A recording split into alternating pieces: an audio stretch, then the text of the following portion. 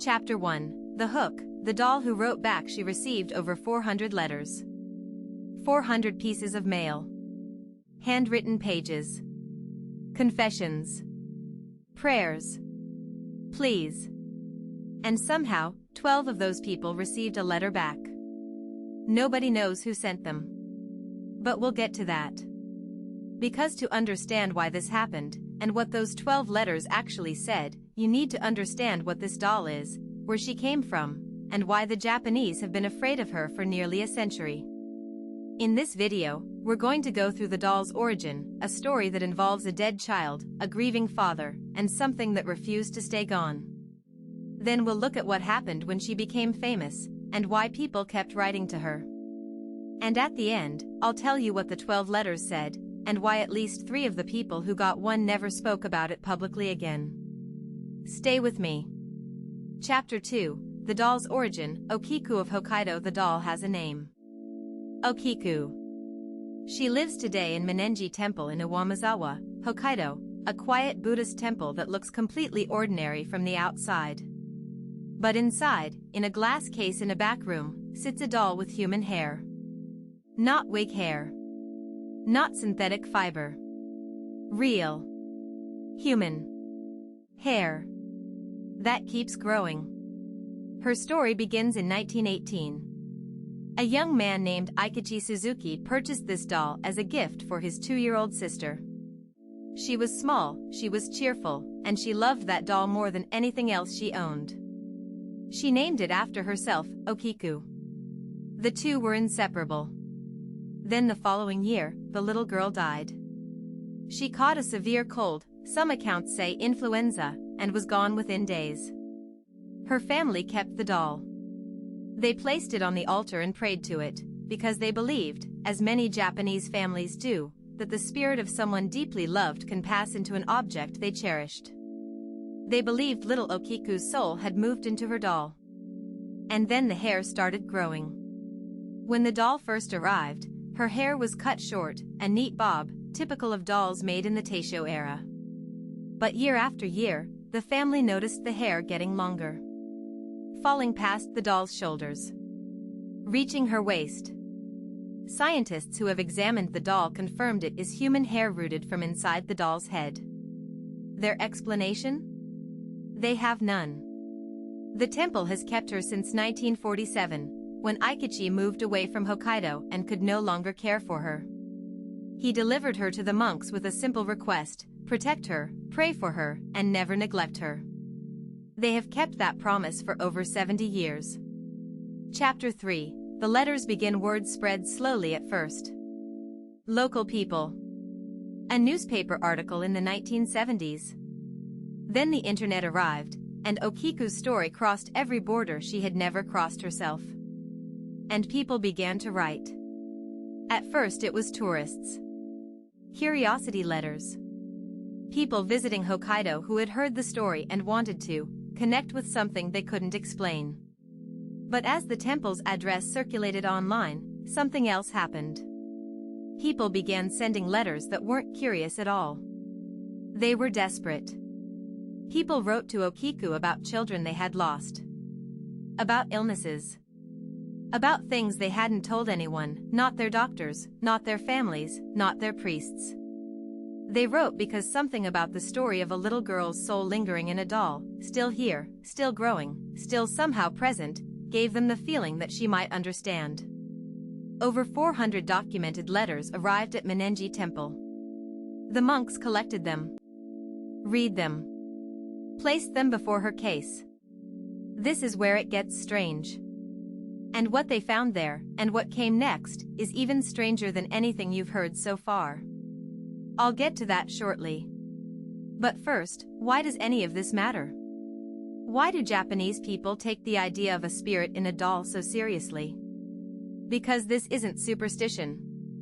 It's something much older. Chapter 4, Tsukumogami, Objects that Wake Up. In Japanese spiritual tradition, there is a concept called Tsukumogami. The idea is simple and deeply unsettling. Objects that have existed for a long time, 100 years, some texts say, can develop a soul. Not a dangerous soul, necessarily. but a conscious one. A soul that has absorbed the emotions of everyone who touched it. Everyone who loved it. Everyone who feared it. This belief explains why in Japan, temples hold Q ceremonies, memorial services, specifically for dolls and toys that families can no longer keep. They aren't thrown away. They aren't donated to charity. They are prayed for.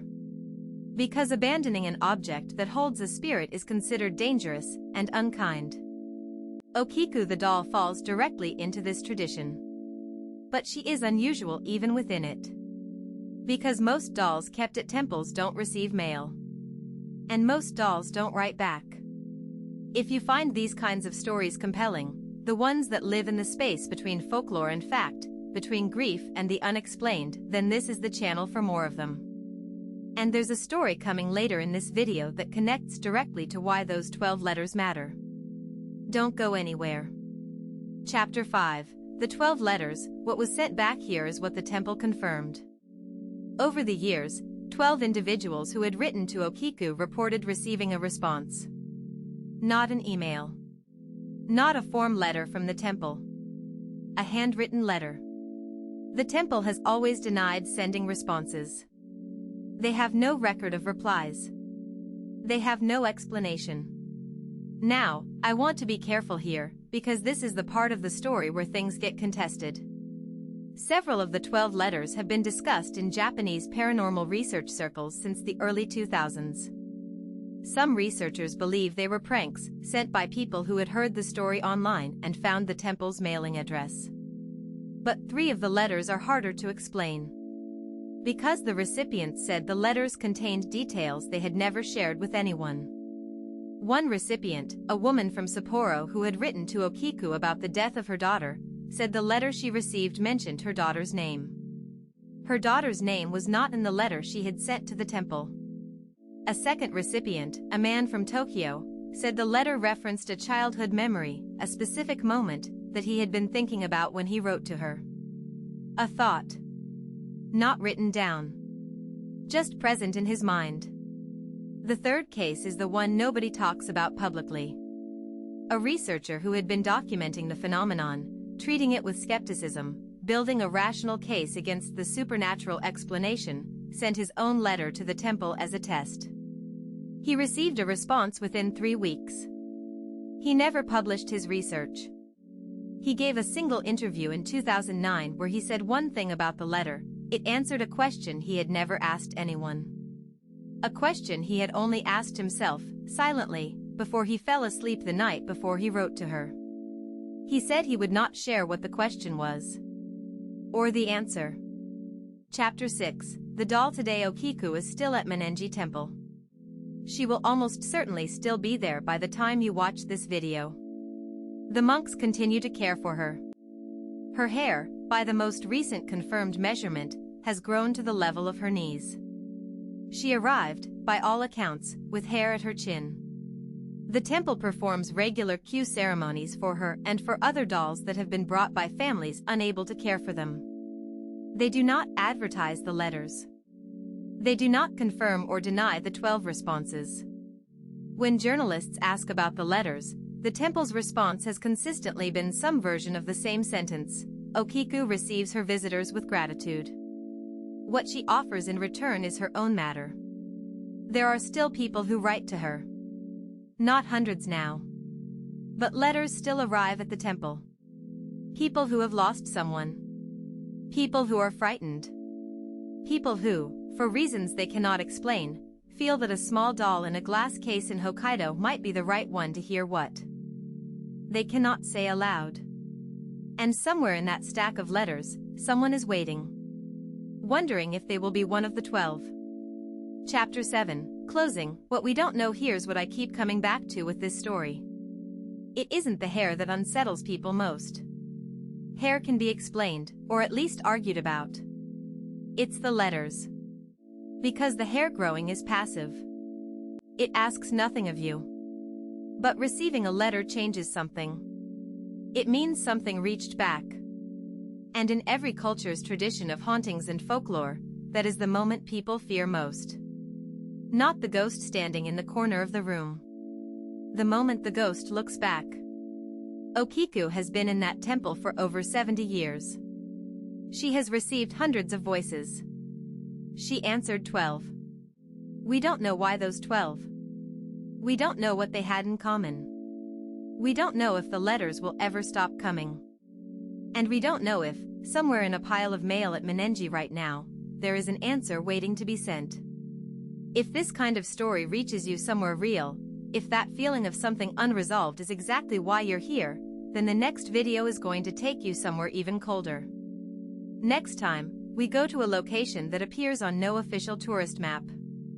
A building in rural Aomori Prefecture that the local government tried to demolish 3 times, and stopped trying after the third crew refused to go back.